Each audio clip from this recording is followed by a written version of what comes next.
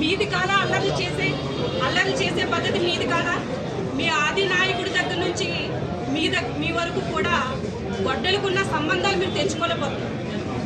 అవి గుర్తు చేసుకుంటా ఉన్నారు. ఒక దేవాలయంలో ఒక పరమేశ్వరుడి ఆలయంలోకి వచ్చి మీరు నరుకుతానని చెప్పి మాట్లాడతారా? అంటే గొడ్డలతో ఉన్నటువంటి సంబంధం మీరు మర్చిపోలేకపోతున్నారు. ఈ విషయాన్ని మీరు మాట్లాడే ముందు ఒక మంత్రిగా చేశారు, ప్రజాస్వామ్యంలో ఉన్నారు. ప్రజాస్వామ్యం కనుక మా పెద్దలు ఏదైతే కూటమి పెద్దలు ఉన్నారో ఆ పెద్దలు చేతులు కట్టేసి ఉంచారు కాబట్టి ప్రజాస్వామ్యం ఇలా ఉంది. ఒక్కసారి కనుక పెద్దల మాటలు పక్కన పెడితే మీకున్నట్టు బట్టి 11 సీట్లు కూడా మీరు కనిపించకుండా పోయి ఉండేవారు. బాగా గుర్తుపెట్టుకోండి కుర్సాల కన్నబాబు గారు.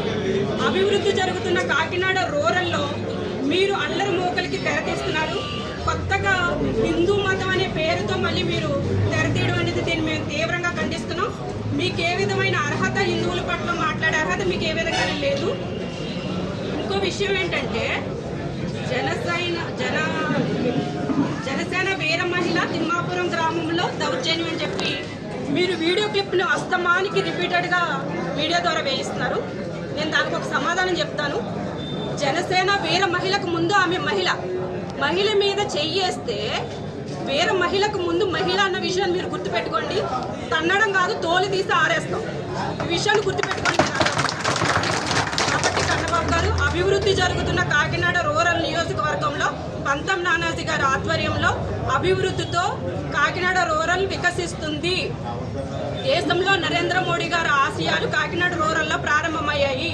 రాష్ట్రం అంతా కూడా వికసిస్తుంది. కాబట్టి మీరు ఏదైనా మాట్లాడుకునే ముందు మీ వాళ్ళు కూర్చోబెట్టుకుని మాట్లాడుకోవడం నేర్చుకుంటే బాగుంటుందని చెప్పి భారతీయ జనతా పార్టీ దీన్ని తీవ్రంగా హెచ్చరిస్తూ గోహత్య చేసినటువంటి వ్యక్తులు ఎవరైతే ఉన్నారో వారి మీద పూర్తి దర్యాప్తు చేస్తూ వారికి శిక్ష పడే విధంగా ప్రయత్నం చేయాలని కోరుకుంటున్నాను. ధన్యవాదాలు.